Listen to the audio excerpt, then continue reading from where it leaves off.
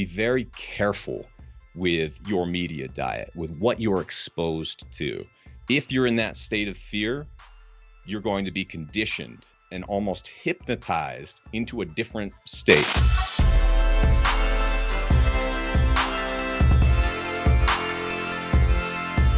What is the number one health issue that you feel we're actually facing right now?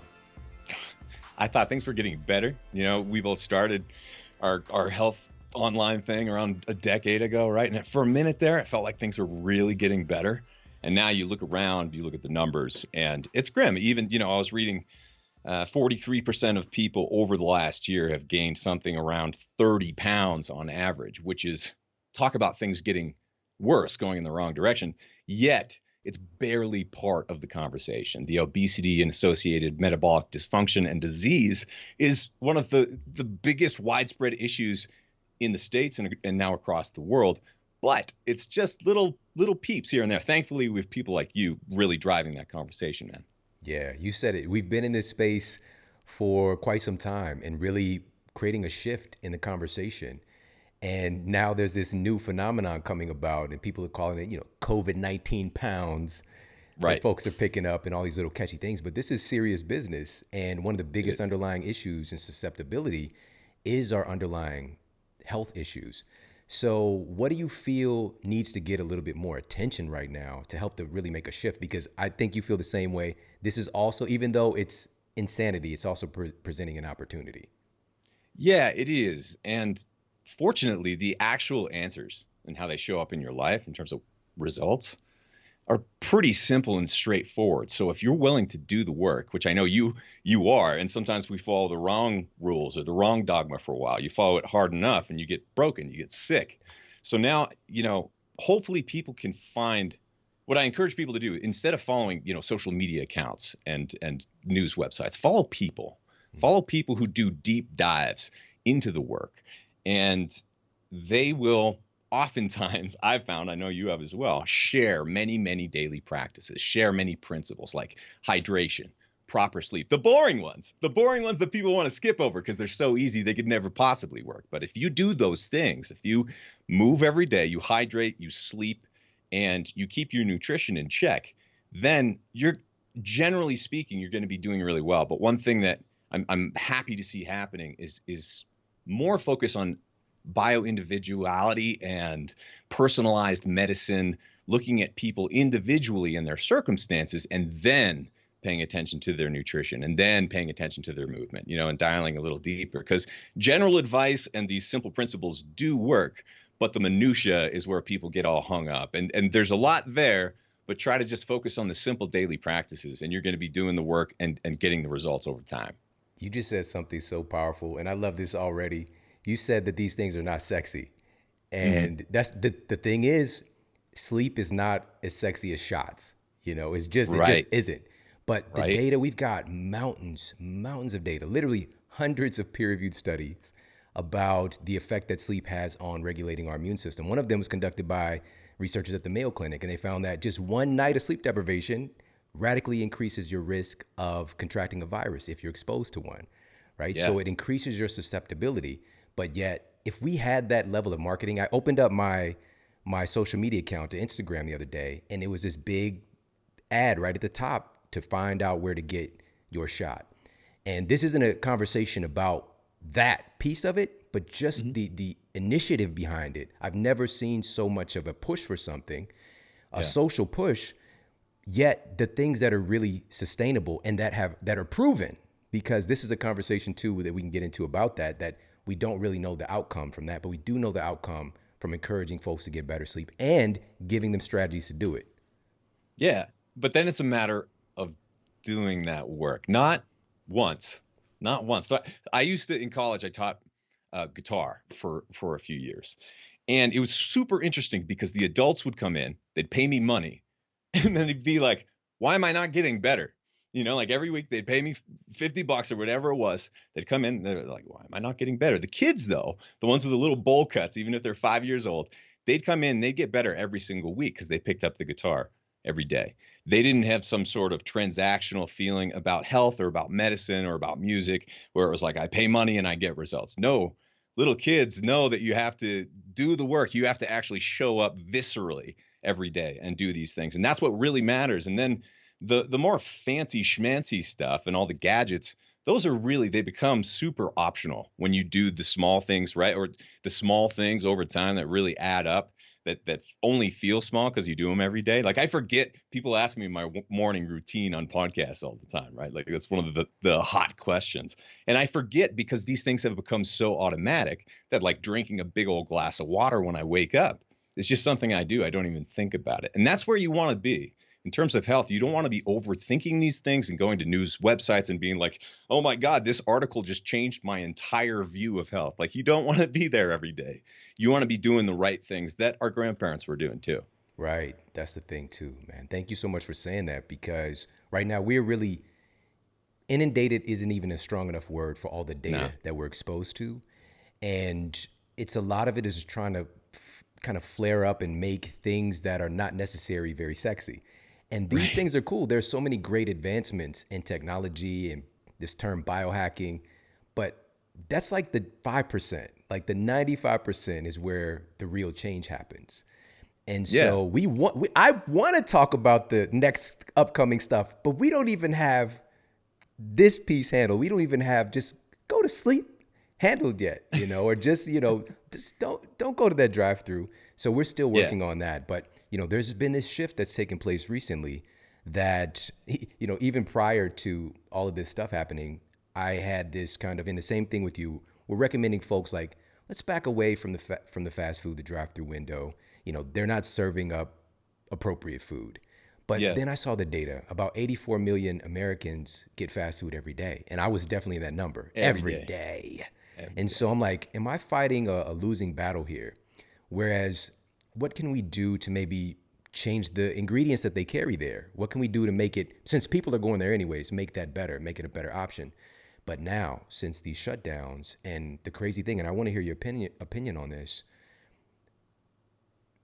hundreds of thousands, potentially millions of small businesses had to shut their doors, and hundreds of thousands potentially right now have got data that they might not ever reopen, but yet McDonald's got to stay open. Yeah. You understand what I'm saying? So can you Oh talk yeah. about that paradigm? Because for me, it's just like very shocking to see something like that manifest. Yeah. I remember driving, in kind of the middle, in the midst of this whole pandemic thing, from Colorado down to Arizona to visit my wife's family, and went through New Mexico and a few other states, there and back. And I noticed that all of the local international restaurants, the mom and pops, the Mexican restaurants, the ones that like featured their local cuisine in general, all forced to close. Like all the stools are up, just, like, and a lot of them had snarky little messages on the outside, like we were forced to shut down. We didn't want to do this, like to talk to your governor, all this stuff. But driving by Taco Bell, McDonald's, something I didn't realize had happened, where all of that traffic, all that food that would have gone to or all that business that would have gone to the mom and pops instead went to 10 plus cars, a dozen cars easy, maybe 2 dozen cars lined up at Taco Bell, at McDonald's, at Burger King. And I'm just looking around this whole drive, seeing that over and over and over again. And it's hard not to get bummed out about that, right?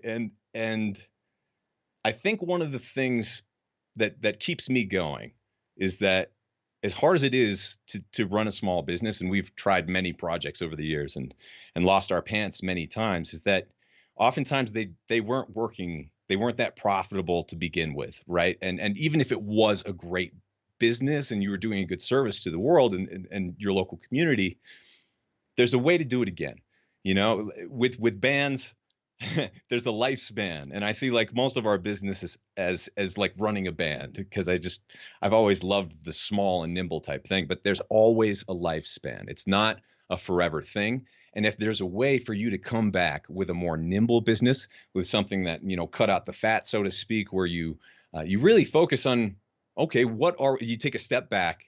What is the world that we're looking at now? It has changed. People have changed. They've gotten sicker, even. They've gotten more vulnerable to any disease that's coming. They've gotten more overweight and they're eating worse too. So there are a lot of people ricocheting back from that who realize that they're in a bad spot and they don't want to be there. It's not sustainable. They thought this was going to be a temporary thing, like many of us did, just 2 weeks, right? Like, and now we're realizing that we have to actually adapt and make some serious changes. So for anyone who's out there who has an idea about a business, I think it is about to be one of the best times to start something that people really need. You just need to be strategic about it and be really careful with your cash going out. Try to do it small and with passion and with sweat equity, and that'll get you through almost anything. Yeah, I love that. Again, the reframing of the opportunity right now. But you also bringing up something that I'm so grateful to talk to you about, because you know something about this dynamic, but I don't think a lot of people are paying much attention to what's happening with our financial systems right now. Yeah. And the fact that the government is literally just able to just print money, like there's not going to be any kind of ramifications, and also being able to use that money in unethical ways. So can you talk about any insights that you have regarding that side of things, that a lot of folks, most folks are just trying to be able to just go outside and go to the park or, see their grandmother. But there's a whole thing going on with our financial systems that we need to talk about. Whew. Yeah. It would be really nice to have your own money printing machine like some people do. But one thing I realized in this whole, past year, especially, is that we do not. The little people like us do not have our own money printing machines, but pretty much every other currency at some level does. Pretty much every other fiat currency. And so if you're trying to work for and save in dollars, even from a business perspective, it's about to get really hairy. Roughly half the money out there has been printed in the past year. The numbers are so ridiculous. Who knows how transparent they are? But the people who are managing all of this can't even count to 1 trillion. Like, they don't know what they're even doing. It's so ridiculous and over the edge that, the chickens will come home to roost at some point. And this is not the first time a financial breakdown has happened. I would encourage a lot of people to go out there and look at the books of the history of the Fed, the financial system, and you'll realize that the dollar, while it used to be based on something real, depending on how you feel about mining and metals, that doesn't even matter. Some things have inherent value and other things don't. And the dollar or other currencies that are printed in fiat are becoming increasingly worthless. So that is going to be, a lot of people realize, who have had relationship distress, that money does affect our health. It does affect our relationships. And if you're putting all of your eggs in the wrong basket, that's going to be trouble for a lot of people. So once again, staying small and nimble, and then trying to diversify cash flow in your own life from different things, trying to find ways where you can offer your service to other people and they can provide value to you back and forth. It doesn't have to be overly taxed or overly bureaucratic. I think if a lot of people, especially for us, living in a small community in rural Colorado, it's not the government that's saving us out here. They're just taking half of everything, or they own half of it. It's like, and then printing our savings into oblivion. So this will become a huge health problem to the people who don't have their eyes on that part of their life. And I think it's so important. And I know, Shawn, you speak about this as well, to view your whole life as your health, to view health holistically. You can't just say, all right, I'm just going to ignore finances and the rest of my health will be fine. Like, that eventually will not work out for you. So you have to talk about your financial health as well. And as rough as it is, I do believe that there are a lot of different opportunities popping up and more just excited people reaching out. Like, I've had so many people, just like a half dozen in the past couple of weeks, and this does not usually happen, who are just like, Abel, I want to join your team. I want to work with you. I'll do it for free. And I'm like, where are these people coming from? This is amazing. We don't usually do this, but yeah, let's find a way to build our way out of this. I think this is how we're going to save each other and ourselves, is by honoring each other's strengths, working collaboratively, and then building our way out of this from the bottom up, not the top down. Yeah, and humans are good at that. But yeah, the crazy thing is we've been put into this situation where we're being forced to, because we've gotten away from it. Our education system is really designed to make us good employees. So that thought process, when I got started in this field, it was still very, sketchy, or whether or not I'm being, quote, entrepreneur, I'm doing my own thing, I'm creating my own thing. I didn't even see it as creating a business, but just like, I just want to Yeah. help people. I want to help Yeah. people. Right. And I was, quote, talking to this girl, dating this girl. And this was before, like a whole lifetime before I met my wife. No disrespect, baby, if you're listening to this. Way before. And I had made this shift because when I met her, I had this job, this just over broke, working at a stadium while I was in college. And once I started focusing on health and wellness and got so excited about that and wanted to tell everybody, help everybody that I could, and I was like, I'm going to be a strength and conditioning coach. I'm working on that now.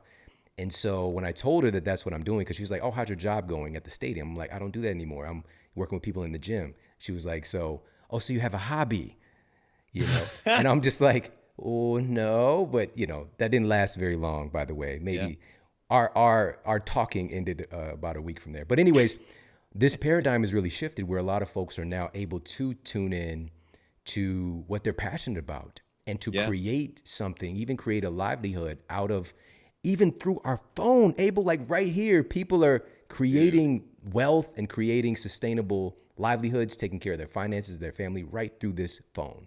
Yeah.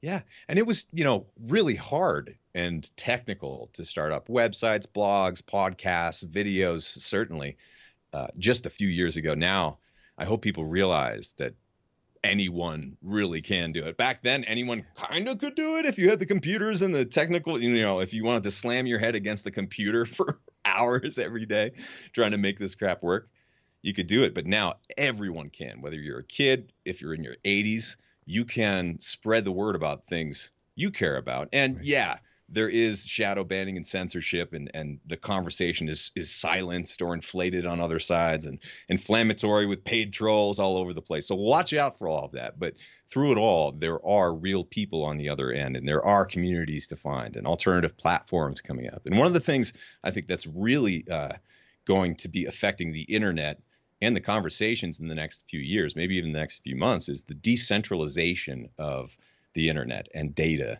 and the way that media is going to be transmitted and consumed, such that if it's decentralized and it's running on a blockchain or has cryptocurrency tokens baked in, it's just going to win compared to the totally dystopian, censored, dry, deflated, joyless social media networks that exist right now. It's just they took the fun out of it. So I think there's going to be a lot of fun coming. We just have to look for it. Man, that's powerful. That's powerful. I think that, and I don't want this to miss this piece. Earlier, when you're talking about the change happening in our financial systems, it reminded me, I just watched this movie after, and it's kind of pretty old at this point, but it's with Steve Carell, Ryan Gosling, The Big Short. Yeah, Have you good seen one. that? Right? Good So one. it's a great movie, and it's a lot of true events that came into making this. And at the end of it, those folks who were in power got away. They Yep. they got away Once with again, duping the entire American economy, essentially. And the point that I want to bring up and ask you about is that these are the same people making the decisions right now. And right. so, folks, we can literally make a movie about it. We watch, oh, that's a great movie. No, that's life. That's Yeah. what's happening This is right now. And it's happening. happening again and again and again.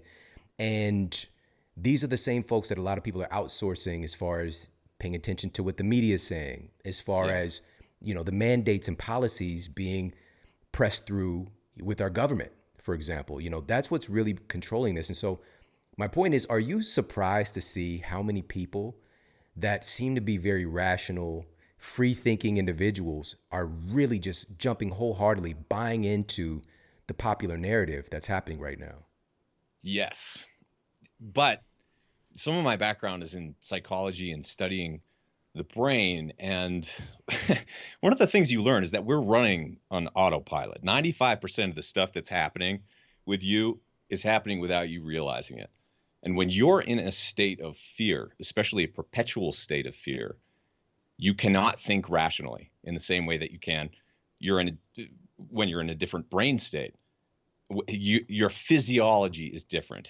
You cannot process emotions and data the same way that you can when you're not in that fear state. So anyway, we have been conditioned to be in a fear state for over a year now. from all sorts of different directions. And, there are a few different articles I've read about how if you look across the different countries over the past year with the pandemic and all this, it's been about 50-50 good news, bad news. In America, though, the media environment puts out 90% bad news. Right.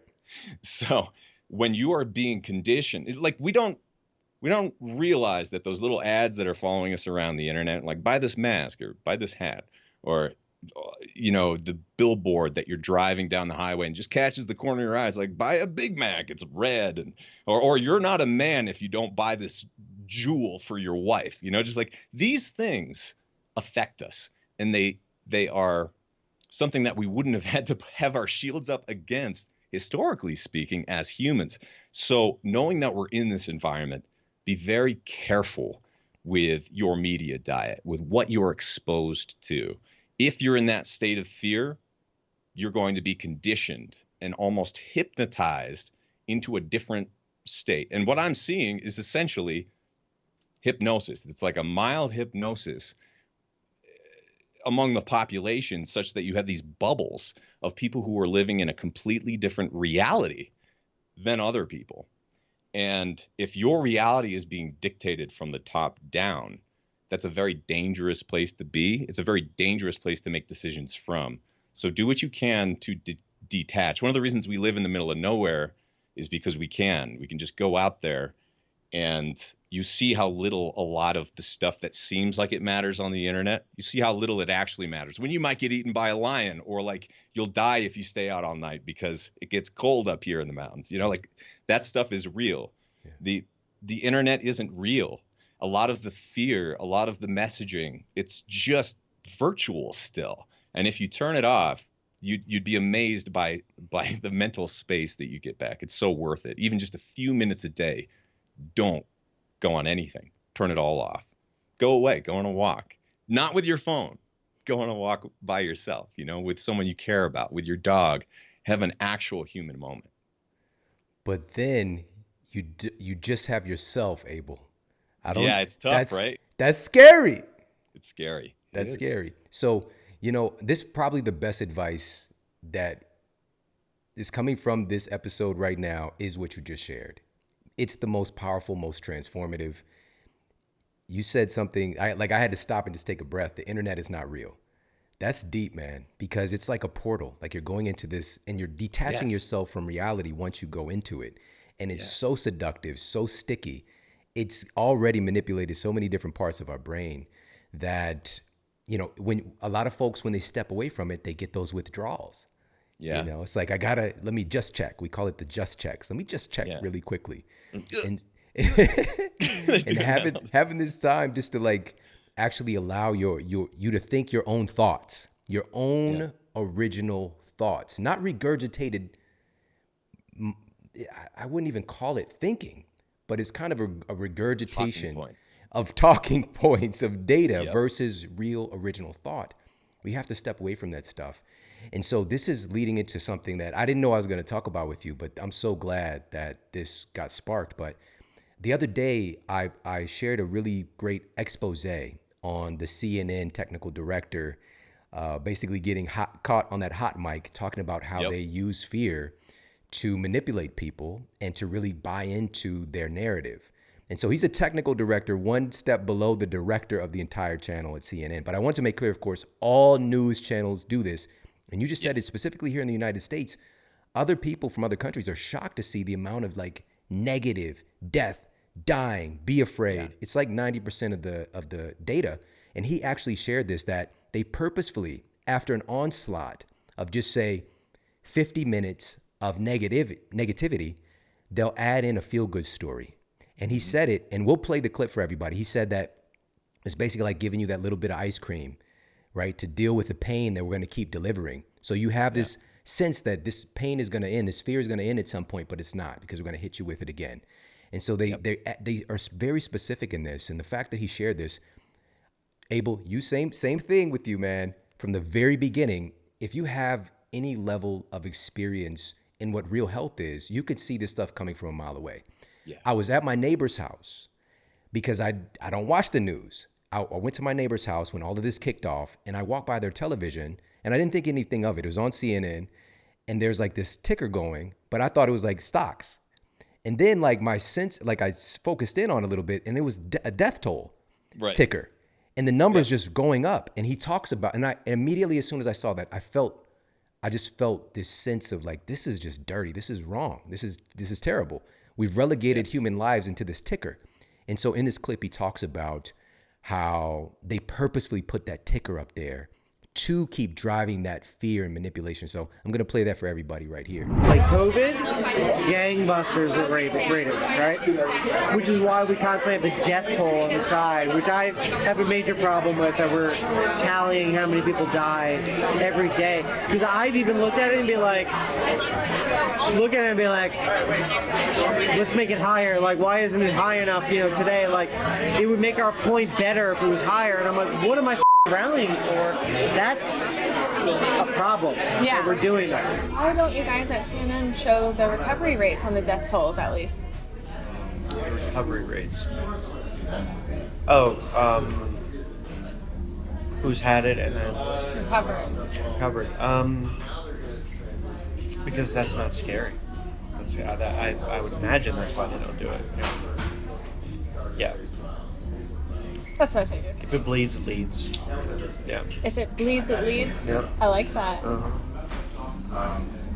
I think no one ever says those things out loud, but it's obvious based on like the amount of stories that we do. Like the fact that we have a segment called The Good Stuff, which is a feel-good thing, but it's a dedicated moment at the end to like almost like be the ice cream to alleviate, like everything that you've been through, like, like something sweet to end it with. Because everything else is like doom and gloom. And the only people that we let on the air, for the most part, are people that have a proven track record of taking the bait. I think there's like an art to manipulation. I think some people have figured it out inherently, but Like with the media, or just like in media general? and in just conversations. Yeah. So Abel, with this being the case, the truth about the narrative is being said directly from the mouths of the people doing it. Yeah. Do you still think that folks are going to be apprehensive to actually believing that this is happening? I try not to believe hypocrites and flip-floppers, generally speaking. And so when people are just going back and forth and saying the opposite things, it's like, well, are they lying? Are they confused? Whatever it is, I'm too confused to follow them anymore and listen to what they're saying. And when you're listening to health advice from people who obviously do not practice health, health is a weird word, and the semantics and connotations behind it are being abused, and I would rather follow preventative health, stay away from as many pills and jabs and whatever else that's kind of exogenous to your body and unprecedented in some cases to your body. Stay away from that and just honor nature, honor eating whole foods, trying to keep it simple, and also, not being completely afraid of anything modern or cutting edge. That's definitely not the answer, although I would argue from a food direction it might be. From a nutrient direction, obviously, vitamin D, zinc, magnesium. There's so many different nutrients that are really important. You can get some from food, but obviously supplementation can be really helpful as well. So I think if you're willing to I encourage people actually just to go back and read books. Like go back and read books for the simple stuff. Like your book, Eat Smarter, perfect. There are so many examples of just sometimes you only need one, maybe 3 books to get a good handle of what are the main principles that I need to follow. What should I do as a daily practice? And then all the fancy stuff and all of the newfangled fear mongering, it can be readily ignored when, it's hard to have. They have zero credibility, a lot of these people. Like if Michael Jordan had lied to me that many times when I was a kid, he wouldn't have been my hero, right? Like if these people lock you in your room for a month straight and don't give you any food or water and basically say you're punished for being bad, and then like they open the door up, You're not going to be the same kid afterwards. And that's kind of how I feel the government, the top-down structures have treated almost all of us at a worldwide scale. They're saying, you have done something bad. You are punished. You are dirty little disease-spreading humans. And that is not a healthy way to view ourselves or why we're here. At our best, when we get out of our own way and honor nature, feed our bodies, feed our minds and our spirits on a daily basis, then we're so much more powerful than all this lazy, disgusting messaging that's coming. But what works is putting you into a state of fear and confusion. This is a psychological and hypnosis process, basically, that's pretty well known. You put them into the state of fear, and then just through repetition, you are conditioned to accept this new reality that did not come from you, but you will repeat its talking points and defend it. And I don't know where this came from, but I heard 1984 and all these dystopian novels were not meant to be instruction manuals. Right. Like, that is where we are. We are totally there. It's totally beyond satire. It's being used in a lazy way, totally lazy way, to destroy our culture is what it seems like, to destroy our humanity in one way or another. That doesn't need to be a conspiracy theory when you see it all around you. It's playing out. So protect yourself by doing the small little things in your own life that makes it seem like that stuff doesn't matter. Because when you have your health and you have your happiness, it doesn't matter. You can have your shields up to it in a lot of cases. I love this so much. You said something so cool, which is to read books, these seemingly ancient relics. I remember a time, of course, growing up, like going to the library or when the bookmobile came. Yeah. Oh my goodness. Can you, like, there's just the feeling. But today, again, we're so obsessed with ideas being present. But the thing is, it's not the fact of the data. Like, for example, the book, there's a natural tendency to process the data. Yes. And focus in on it. Exactly. Instead of us not being able to actually sit with an idea, to think about it constructively, we're just going and grazing, grabbing pieces, grabbing a headline and running with it. And that's what's happening with a lot of folks. So in that same vein with the media, and read a book about the media rather than watching it, which there's a great one called Hate Inc., where it's looking at how things are structurally designed. And this is coming from somebody inside of the sphere, how it's structurally designed to make people hate each other. And how it's become so polarizing. And actually, in that clip that I shared earlier from the individual, the technical director at CNN, there's another part of that interview where he talks about, and he says this very blatantly. He's like, major news networks, we can't be unbiased anymore. We're not unbiased anymore. Where you're actually going to find real media, real news without all of this negative slant and bias is grassroots, is through podcasts, is through, and he literally says these things. And the crazy thing is, again, we've been in this game for a minute, and we started with the premise of wanting to serve and inspire, help people, educate people. We've both had the top health podcast in the country many times. And now when this happens, all of a sudden, what you're saying on the podcast is controversial. These motherfuckers on the media are telling us the truth. You know, it's just like literally people jump right out of that. Very smart people. And this is what I want to dive in a little bit more on, because, you know, even with my neighbors, incredibly, you know, college educated, all the good things. So many of my friends and colleagues, same thing. They're very intelligent individuals, very logical. But when you give a logical person a bad piece of data backed by pseudoscience from maybe a credible source that they believe, they can start to use their intelligence to rationalize that bad decision, to rationalize something that is totally ridiculous. Yeah. And our brains don't rationalize, honestly. When we go back in time and try to rationalize why something happened, you're just making up reasons, generally speaking, from a brain science point of view. And so I've seen more people than ever, very intelligent people, just follow the line, you know, follow the railroad tracks wherever they may be going. And there are a few psychological factors at play. One of them is once you make a decision that goes down a certain road, you want to stay consistent from a psychological and behavioral point of view. And so it's very hard to deviate from a call that you've made and then say, you know, halfway down the line, I was wrong. Sorry, I'm going to go over here instead. Very hard to do for all of us, whether we realize it or not. Usually this happens with our blinders on.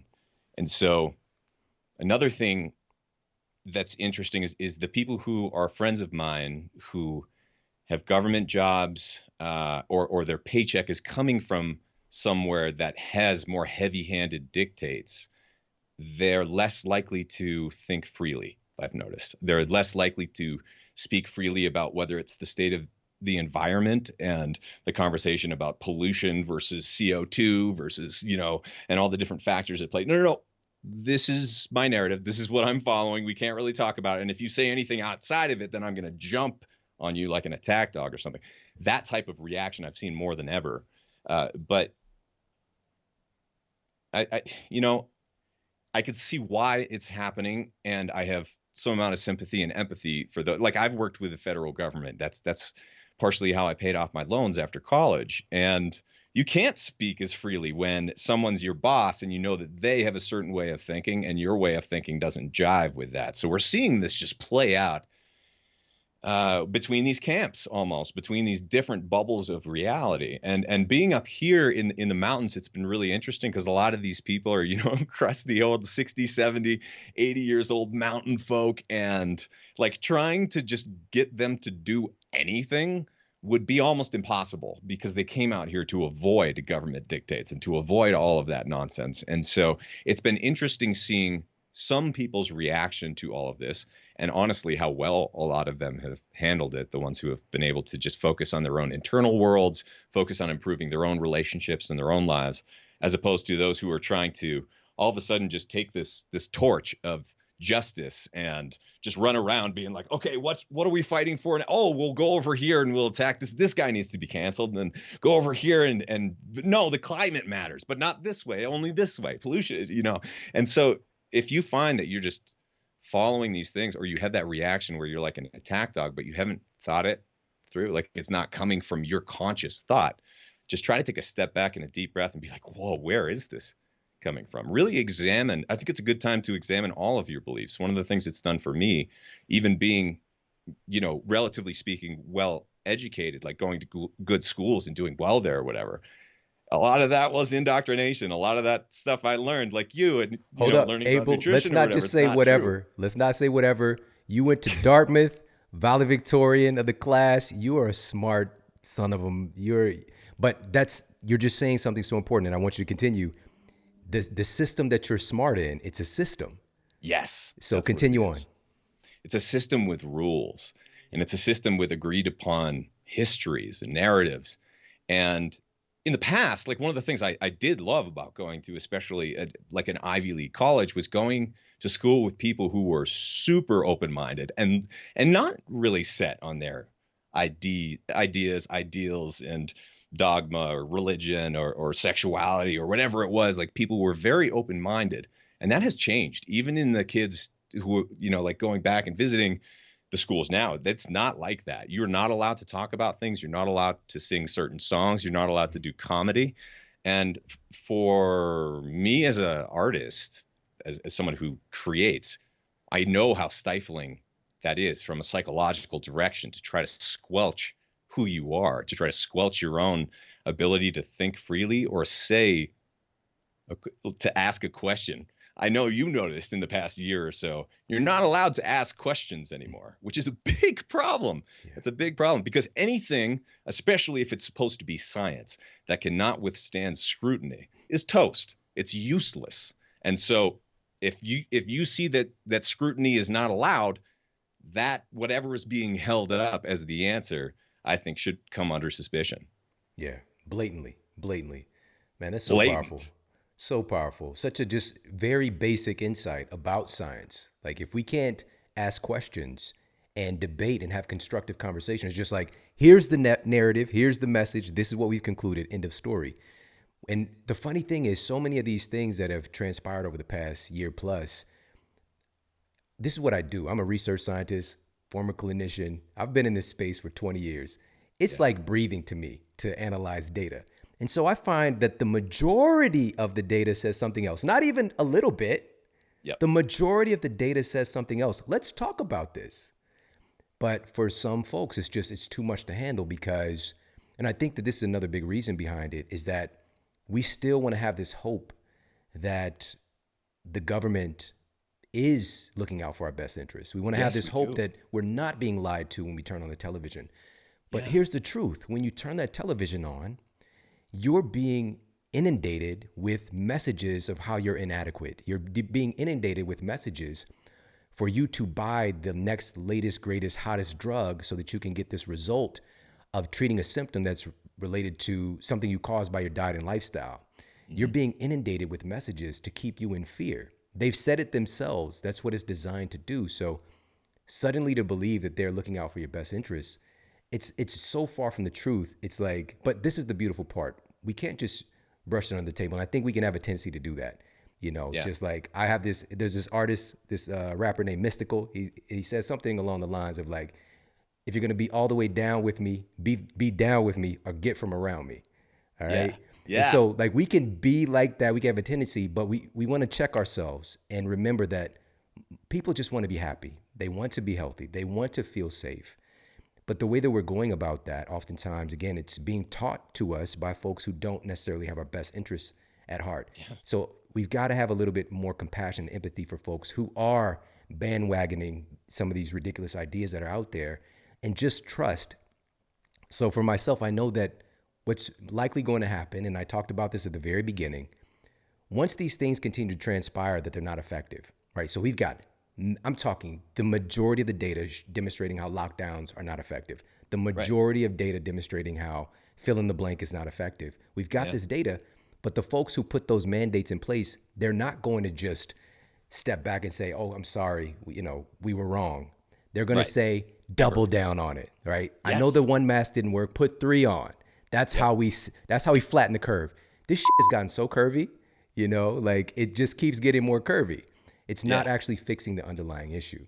So, yeah, man. And it's interesting how like tuberculosis just doesn't matter at all. Totally cool across the border, like all of these other problems that on a worldwide scale are extreme, like hunger, people dying of starvation, people dying of all of the disease that's associated with and all the breakdown that's associated with carrying extra weight or metabolic dysfunction. These things are very, very well known, but not allowed to be discussed and, buried in the conversation.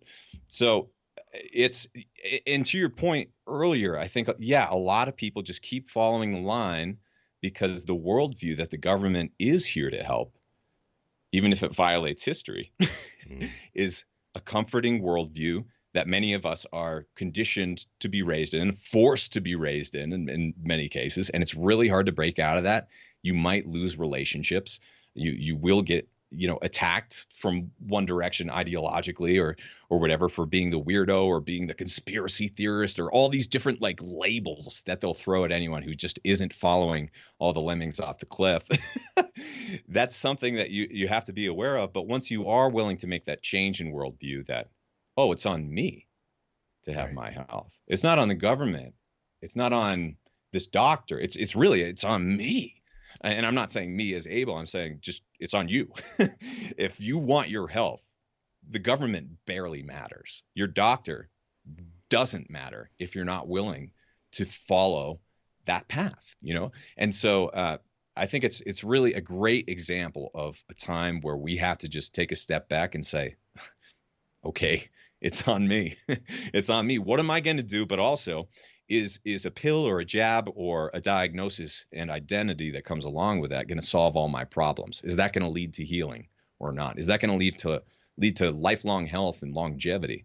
I don't think so. I don't think a lot of these answers that come from the Western medical establishment are based on healing. They're based on profit. And that's, anyone who doesn't think that's true, just watch The Fugitive. Harrison Ford is great. How do people forget about all these, just like totally laid out narratives of what pharmaceutical companies do, squandering our trust, squandering our health, taking hundreds of millions of dollars in government contracts for drugs that they know don't work. If you do a little bit of digging, I would encourage you, don't dig on the stuff that's coming out today. Who knows how true any of that is, but look a little bit back in time. And if you can, pick up a few books, just the history of, or the context of these different worlds of nutrition, of the financial system. Don't try to learn from websites but do follow people like Shawn. Go out and find like real people who are showing up, doing the work, and trying to bring you perspective and context, and hopefully serve the world to help guide us to a place that's a little bit better than what's being offered. Because what's being offered, I will not settle for. I never will. I mean, it's one of the reasons I moved out to the boonies too, because nature rules here, not some technocrat, or like Zuckerberg doesn't get to come out here on our hikes with us, and neither do the politicians. The local sheriff has priority over them here. And that's, I don't know, maybe that's the world we're going back to. I think there's an optimistic way to look at this. And that's going to be grassroots. I think it's going to be your local community and trying to build strong teams around you. Yeah, I love that. So powerful, so powerful. And this speaks to a summation point here, which is if you're worried about, because I know a lot of folks feel the same way about the way that our society is going right now. Again, it's still ripe with opportunities, and things really change, honestly, for the majority of folks when it becomes self-evident, when it becomes the norm. So even though folks that are in, on the media or in a position of authority, quote authority, telling you that things are a certain way, even if they're still hesitant to tell the truth or to be honest about the outcome, like just look at what's happened. Like this, I don't even have to make this up. Nothing has worked. Everything just continues to get worse every step of the way. But yet it's just like, oh, trust the science. That's not science. That's not how science works. And so when things become self-evident, or better yet, becomes the norm. So people are talking about this new normal. We don't want unnatural to be normal. We can create a new normal where health is the norm, where community is the norm. And so when these things become self-evident, so I mentioned, like going, instead of them admitting, hey, this thing didn't work, the majority randomized controlled trials, gold standard of clinical evidence, where we have a specific implement and a specific outcome, demonstrating how masks are not effective, from everywhere from the BMJ to international nurses study. And somebodies, lots of folks have been sending me the most recent one. This just came out from researcher at Stanford University, again, one of our most prestigious institutions. This was published in Medical Hypothesis, and I'll put this in the show notes for everybody. It's titled Face Mask in the COVID-19 Era. And here's what he concluded. This is just a snippet. Efficacy with face mask is severely lacking. Adverse physiological, psychological, and health effects from wearing face masks are well established. The data exists. These things are counter narrative though, and these are all things that, again, way back in the day, back a year ago, I was sharing this data, and now somebody they got a little bit of scientific weight behind them. It's published in a peer-reviewed journal. I have a very strong feeling that he got tapped in somewhere with some of the data that I've put out there. And talking about this big issue here, which is not getting talked about, and I want to ask you about the psychological ramifications. Yes. Right? So, for instance, with children, for example, there is a tremendous amount of mental and social development, the social brain. If you look at the work of Dr. Daniel Goleman and really honing in on the social brain, it is like popping with activity trying to develop, especially in those elementary school years, middle school, and being able to see faces and to relate with people, to communicate, to get that subtle nonverbal feedback is critical for the development of our brains.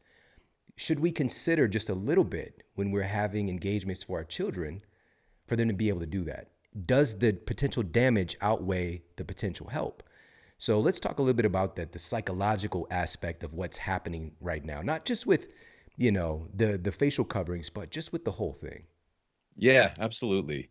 Well, I guess let's start with the facial coverings, because something that's required to be put on your bodily person is an invasion of our bodily space, from personal sovereignty point of view.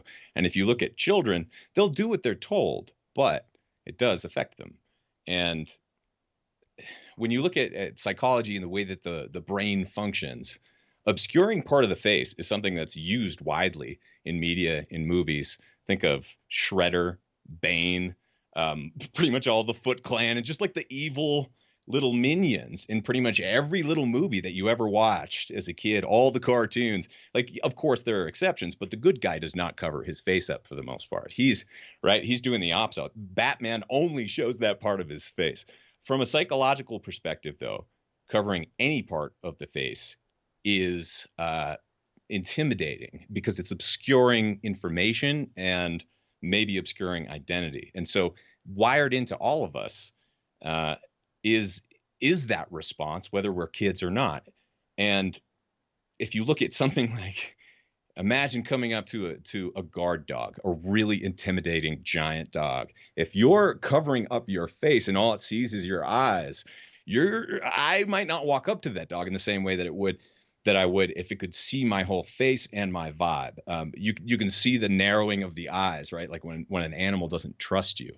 And this is happening to all of us when we see anyone masked up, because another thing it does is raises the alarms. When you see people with masks on, something's wrong. The air is polluted. There's something horrible. There's a pandemic. So just from a psychological perspective, we see this, or we're in the hospital, right? Like a big accident has happened. So we see this and like, okay, already we're on alert. But then even more from like a mirroring and mirror neuron point of view with kids, one of the things that they're doing is soaking up information. They're soaking up what is it like to interact with other objects and then other beings, and do those beings have sovereignty? Do they have a soul? These are questions that are kind of running throughout little kids' heads. And if all the faces of their friends are covered up and they're having a conversation and they can't see their friends smiling when they smile, or kind of doing these micro expressions, if they can't see that back and forth, then development is stunted. In the same way that if you just cut out half the words from the English language, we wouldn't be able to speak half the language, or maybe the entire language would be broken. And so that's kind of the giant experiment that's been happening all around us. And it crushes me that it's happening to a lot of kids. The lockdowns, where science and research really does not support locking down healthy people, nor masking them, nor medicating healthy people. That's not generally something that's happened on a regular basis and had good effects down the line. So if this is the new normal, it's not a good one, and it's not one that I will ever accept. Like, we don't have kids yet, but my wife and I have conversations we'd like to, and this just isn't the world. So I think we will see kind of alternative communities or different places, different locations will handle this in a completely different way. And if you do have the option of just getting in with someone in your local community, or if there's a way to move to a place where you've always really wanted to go, and you kind of have the option of maybe making that call in the next couple of years to raise kids, I think what really matters is the moments that those kids are at home, hanging out with their friends, hanging out with their family, with grandma who's not wearing a mask, and everyone's hugging. When we go to birthdays and house parties around here with all of our friends, no one's wearing masks. We're all hugging. We're all being humans together. And that's what will really allow us to be humans, is some element of that. Yes, there definitely needs to be some element of caution too, especially if the threat is real. Yeah. That's debatable. If you look at the data, the story has stayed the same, but the data did not follow the story. We should have had hundreds of millions of people dead by now. Like half the planet should have been dead by now, according to much of the sheer fear mongering that came in at the beginning of this to force everyone to wear masks, to force their kids to wear a mask, to force everyone to ignore their health, fatten up, lock themselves inside, and then isolate themselves. And it's so interesting, the choice of wording too, how it's social isolation, which is literally used as a torture tactic for our worst prisoners. And yet we've done this to all of our children, to all of ourselves, to all of our families. And that is some element of psychological trauma. Whether it's torture or not, I guess, is an element of intention, or that doesn't even matter, but it is trauma for all of us. And every time we see someone in a mask, there's some element of trauma there. In the same way that when I lost everything in an apartment fire 12 years ago, the sirens, every time I heard a siren after that for a few weeks, I would start shaking. That happens to you after trauma. We're all there. We're all collectively traumatized from a variety of different directions. And so it's important to acknowledge that, process it, deal with it, and then take more responsibility over your own life. And it doesn't mean always going against whatever the government says. Sometimes they do the right thing by accident, I think. But for the most part, take it on yourself and try to responsibly counteract whatever is happening in culture, whether it's to your family or your friends. Counteract that with a good, solid hug and some quality time with people you love. Oh, man, I love that so much. You just mentioned something when you mentioned those sirens, and it just connected to this. Now we have a label for it, PTSD. Mm-hmm. And the factual situation is here in the United States, we're going to have a couple 100 million people with PTSD from this who are not, they might believe that they're moving through the world and moving beyond this, but it's linked up so deeply in their psychology that it's potentially going to stay with them for the rest of their lives if we don't have some healing take place, which fortunately I do believe in miracles, but we're going to need a miracle. But one of the things that you just mentioned as well is all of these different things that have taken place, they've led to worse health outcomes. And that's what we would have known this coming into it, because again, if you have any level of understanding of real health, biology, psychology, you could see this coming from a mile away. And so now we've got studies showing this. Unfortunately, we have to have studies to show what we already know, which is if anybody wants to, and we'll put it in the show notes for everybody, definitely check out the episode we did analyzing all the psychosomatic effects of COVID-19. Or if you could just go to Google and Dr. Google, type in psychosomatic and COVID-19, and you can look at some of the studies yourself and see that the way that we've isolated has led to higher rates of severe infections, the way that we've created more stress and fear. These things inherently suppress and damage the function of our immune system. And some of these studies are showing how, just our perception of fear and just being inundated by the media and watching that ticker is creating this inflammatory response in our body, these inflammatory cytokines, coupled with this, quote, cytokine storm that's manifesting in relationship to this virus. What do you think is going to happen? Worse health outcomes. So we're wondering why have more people passed away this year? Is it strictly from this thing, or is it in addition to the way that we've handled it? And here's another big piece. And just for folks, if they haven't for whatever reason, they're just happening upon this conversation for the first time, they don't see all the data that we've shared regarding masks. This is not a bash on that.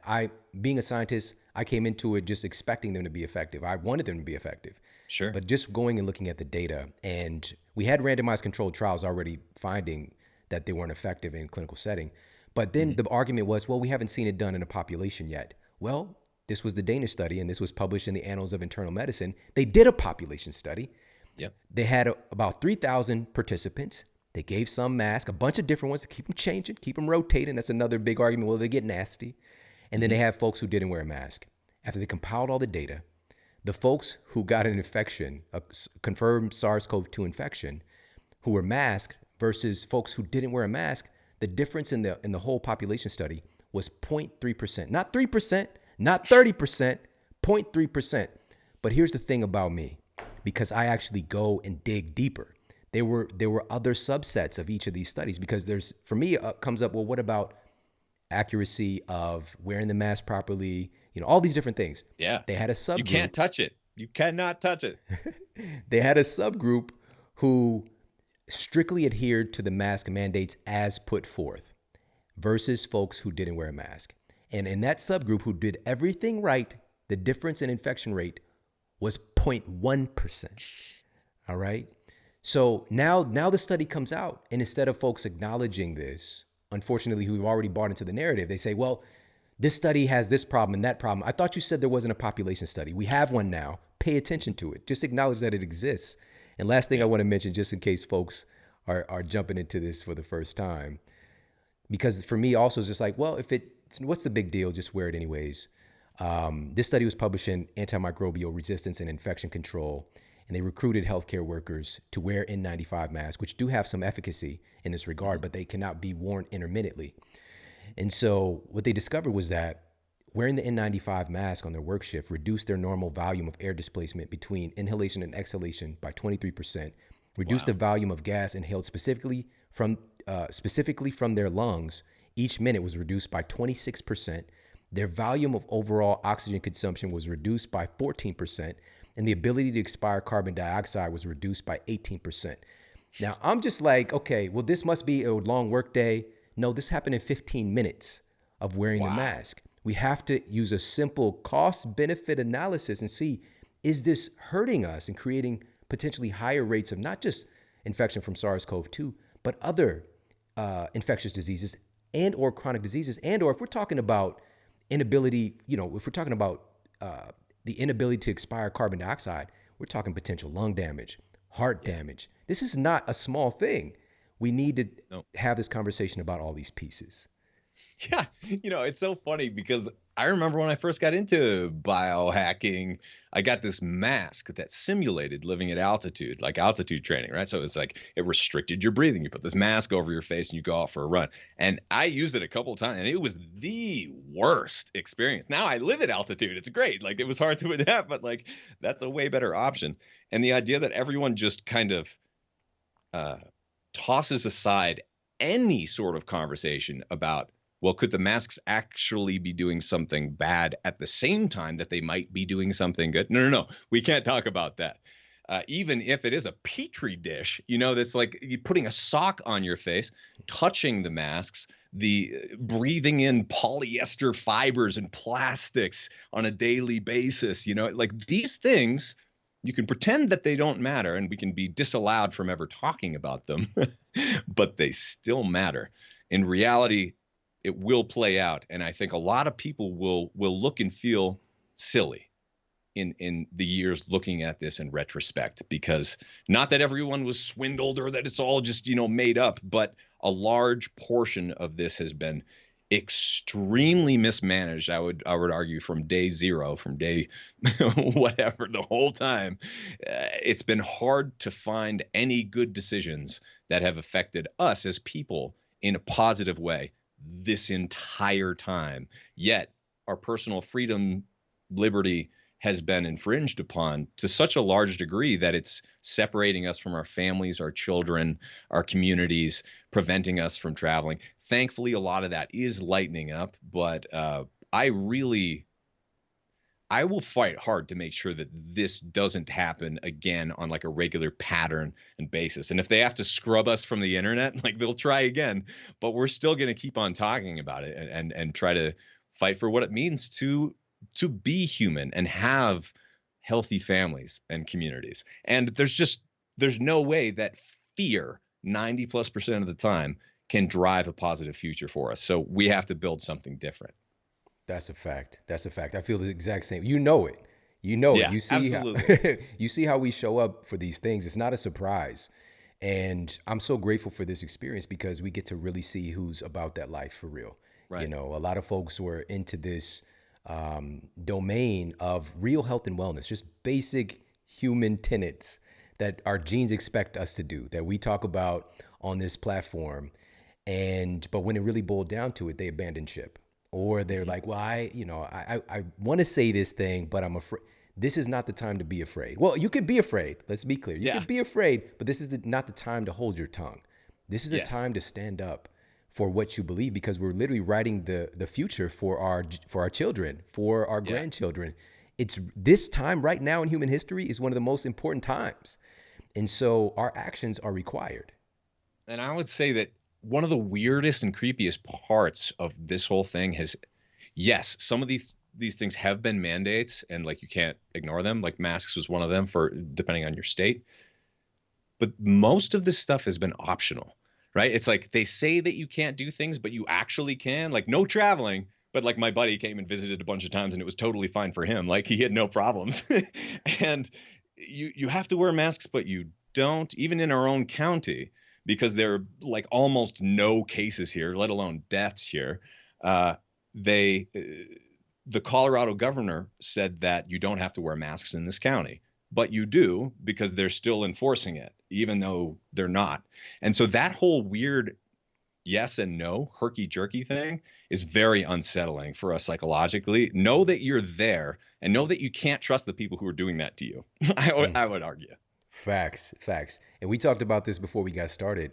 One of the greatest forms of manipulation is when you can get other folks to do the work for you, do the manipulation for you. Mm-hmm. So you don't have to have the mandate anymore if you get the culture to change in a way that they prop up this thing.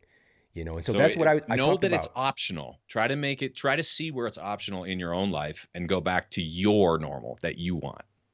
Precisely. And just a little bit of a hair going back, when you mentioned the altitude training, wearing that mask, and then it being different once you were there in nature. That's Yeah. the difference. That Yeah. is the difference, is that, and this was published by the CDC actually. And this was also, and again, we'll put all this in the show notes for everybody. CDC study published in Annals of Work Exposure and Health revealed that by wearing a mask, the highly thermosensitive nature of the human face and breathing pathways being inhibited lead to increased anxiety, elevated Hmm. stress hormones, false suffocation alarm in the central nervous system, and panic attacks. The Yes. mask is the issue. It's not the altitude. It's we Hmm. can get adjusted to that, but having that mask on our face, the data exists. And if it worked, I'd be the biggest. I'd have on a mask Totally. in my I would interviews. too. Yeah. I have a mask on my face and one around my nether Right. regions as Right. well. I'd Just wear in two case. masks just in case, protect everything, but it's just not the case. So Yeah. I want to ask you about some more of the good stuff that we can do, because obviously there's a lot of doom and gloom that we can be tuned into. And what I love about your story and where you come from, like, again, like you're an incredibly intelligent, going through the traditional process of education, thriving in that, thriving in the mediums that you've jumped into. But music is a big part of your life. And music is a big part of all of our lives. It's like the soundtrack to this experience. So let's talk a little bit about some of the benefits there. Like, I think that even that medium of music has been used for many people right now as a place of solace. For So let's talk sure. about some of the benefits we can extract from music. Yeah. I would say it doesn't have to be overly complicated, but we all know that music is an extremely important part of our lives and our culture. And it does regulate our physiology, which means that if you want to reduce your stress, your heart rate, calm down, there's music that will work for that. And generally speaking, it's going to be music that you like. But it's going to have, try to think of the beat as like your heartbeat, as a pulse. And if it's a slower type beat, more relaxed, that's going to be good for calming down. If you want to, like, I love putting on music as well. Like Dragon Force would get me through, and like heavy metal would get me through like coding days and like writing stuff really fast. But you can regulate your heartbeat. You can even train. Some of the best runners have used music and the tempo within certain songs to train when their feet are hitting the ground. So you can use it that way as well. But I would say from a psychological perspective, a lot of the reason musicians, including myself, rip on modern music, and that's even in the past like 20 or 30 years, modern music, is because it's been debased and degraded from a lyrical and artistic perspective. And a lot of the equivalent of the lyrics or the messaging within those songs are junk food for your mind, whether you realize it or not. If you're listening to something that has words that are negative in them, where you're hearing things that are degrading from a sexual perspective over and over again, it's that same sort of conditioning, putting you into a lower brain state, a lower physiological state, a lower spiritual state, if some people want to explain it that way. But for me, I can definitely vouch from a personal experience, when I cut out the music with the negative messaging, as much as it makes you feel like an old parent who's like cutting pieces out of the VHS tapes or whatever for their church, it's really important from your own psychological perspective, because everything is a mantra. If you believe that mantras work and you believe in meditation or whatever, then does only that matter? Do words only matter when you're using a mantra? Or does every single word you're ever exposed to and utter yourself, does all of that matter, and just all of that condition us? I would argue it's the latter, that everything matters. We're always being conditioned. So if you're talking about music, go and explore music that is new on a regular basis. And one of the things that can really help from a brain perspective, especially if you're raising kids, is instead of listening to these really cheesy hooks with the artificial beat where there's not a human involved in making any of the music, for the most part, it's just kind of like bink, dunk, dunk, dunk, and someone kind of mumbles over it. That's from a brain perspective, low information music, where there's not that much there for your brain to do. Junk food music. Yes.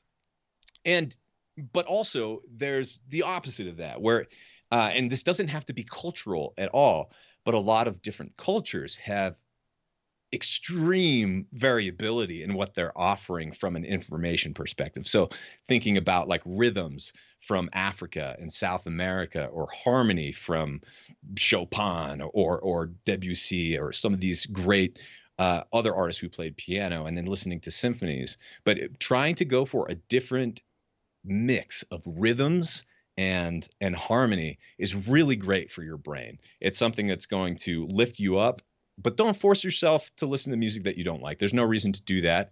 But when you do want to get in the zone, one last tip is that you can put on, especially something without lyrics.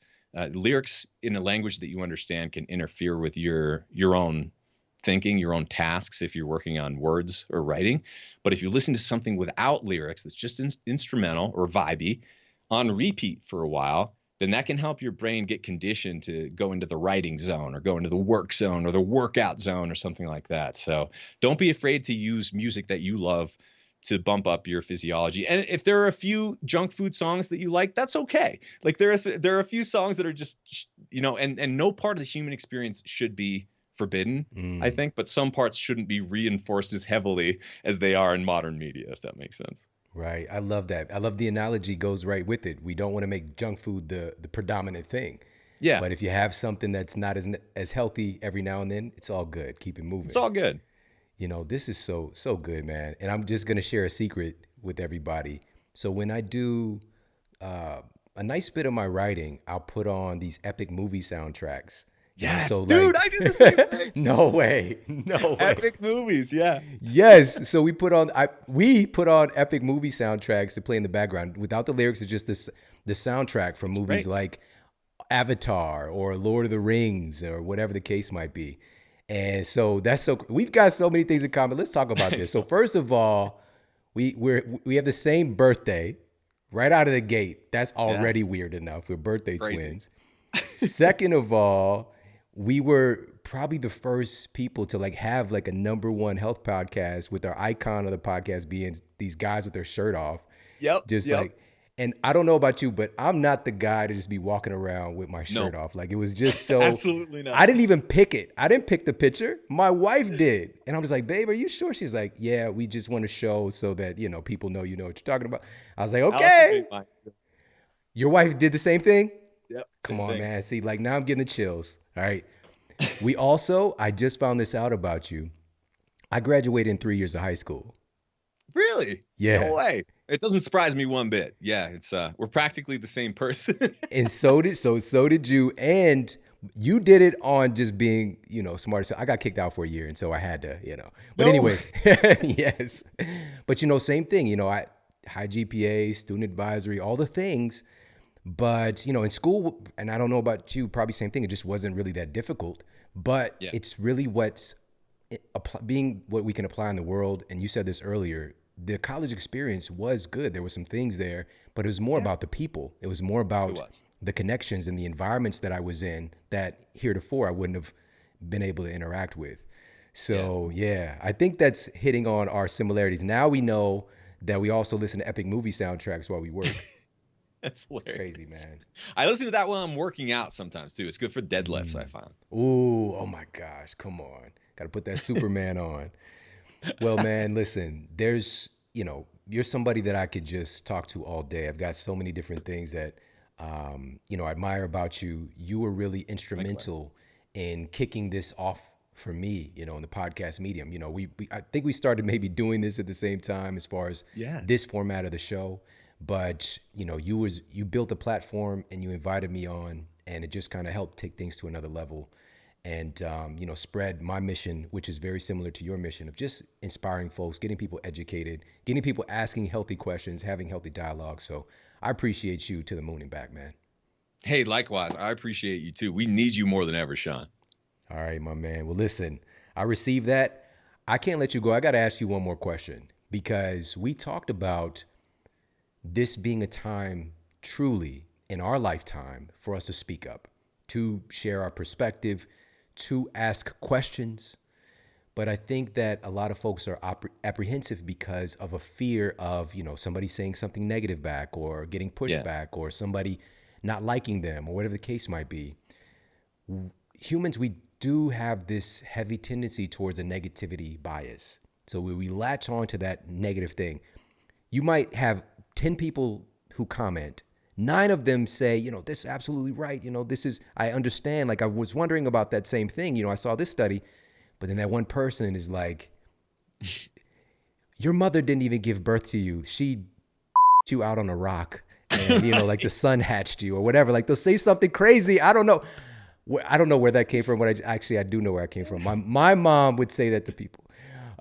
So people can say something negative and we have that negativity bias. So how do you deal with that, with getting any kind of like negative energy coming your way in a time when you feel it as a necessity for you to share your perspective, share your voice?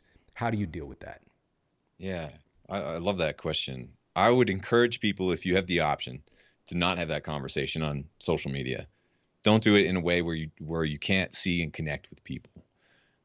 Even if it's just, over a call or over having something where the other person is there, I think is so important. And social media is just, who even knows if it's another person on the other end, right, at this point. And every time I log in, and I do log in, I want to be there for people. I want to connect with people who are trying to reach out and that sort of thing. But you do take arrows, and we've seen each other take arrows, and it's not fun to see your friends or yourself get hit with some stuff that may even be fair sometimes, that may be constructive criticism. Even that's hard enough. But when it's just hateful, it's lazy, it's super lazy. For me, though, it's interesting because I got used to this playing live shows as a musician. So I would have, a few dozen or a few hundred or even a few thousand people in the crowd, and hecklers were not respected. They were not the people who were in charge of the room. And I was the one with the microphone, and I would heckle them back. And that was part of the game. And on social media, it's not like that. It's not constructive. It's not fun. It's not good natured usually. So do have these conversations, but have them strategically, and don't get canceled. I mean, like, it is, I try not to get canceled. I know either of us could be at any point because they keep moving the goalposts as far as that goes. But there is such thing as oversharing. There is such thing as the wrong, like, I make a point to not say certain things on Facebook, for example, or Twitter, that I would totally say to my wife or my best friend. And so be very aware of the circumstances of where you're having the conversation, and try not to have virtual conversations. Have real conversations with people, whether that's over a virtual connection like we're doing right now or not. Doesn't even matter, but like, make sure the other human is there if you do want to engage in this sort of deeper type thing, because it sucks to lose friends, offend people, to, be misinterpreted. And this is happening more than ever to everyone. So just try to humanize it as much as you can. And then when you do take those arrows, I don't know, like, it hurts every time, almost. Sometimes it doesn't hurt. Almost every time it hurts, though. But keep in mind that it's lazy. The heckler is usually the lazy one, unless they're funny. If it's funny, then it's great. But most of them are not funny. Yeah, I love it, man. Thank you for humanizing this conversation, bringing it back to what's real. And, I said a statement a little while ago that, and it's a mental health tip, stop arguing with people who are committed to misunderstanding you. Yes, exactly. It's very easy to do that right now. So if you get hit with an arrow, there might be a tendency to try to pull the arrow out of your leg and launch it back at them. Right. First of all, it's gross. You don't need to do that. I think we can also be lured into a trap because we think that people are operating from a rational perspective, but oftentimes it's just not the case. And so, oh man, I got baited pretty hard, like, especially during some of the rioting and the racial stuff. Being a white guy, I would get baited into they would try to get me to say things. Be careful of the online landscape, and this doesn't just happen to public figures anymore. This happens to everyone. So try not to get dragged into that, to your point. Yeah. Yeah. Why do you keep dropping these jewels, man? It's so true. It's so true. Keep your head about you. But I'm going to restate this, that I do want everybody, if you feel a calling to express yourself, to share your voice, do that. This is the time to do it. Yes. But take Abel's advice of, let's be strategic, be intelligent, be evidence-based, but also be, heart-based. Because at the end of the day, we've got to have a little bit more compassion for folks who are, I mean, best analogy, who are just trapped in the matrix, who are still just in a process of, you know, trying to figure stuff out. And they want to be safe. They want to be happy. They want to feel good. Have a little bit more patience and empathy for them. Know that they'll come around eventually. If it's only when the entire society has changed and health is the norm and they're like, you know what, that was silly what we did, you know, making all the kids stay home for a year. That was crazy. Do you remember what we did? Even if it's to that point, it's all good. Have compassion, keep it moving. Abel, you're a superhero. I appreciate you so much, brother, and can't wait to do this again. Hey, if you like this video, make sure to check out this video right here to up-level your health today. Somewhere around 70% of the United States population is on prescription drugs. Your liver is handling that shit. And also your liver is responsible for food, you know, food metabolism, that interaction as well. And your the name, live,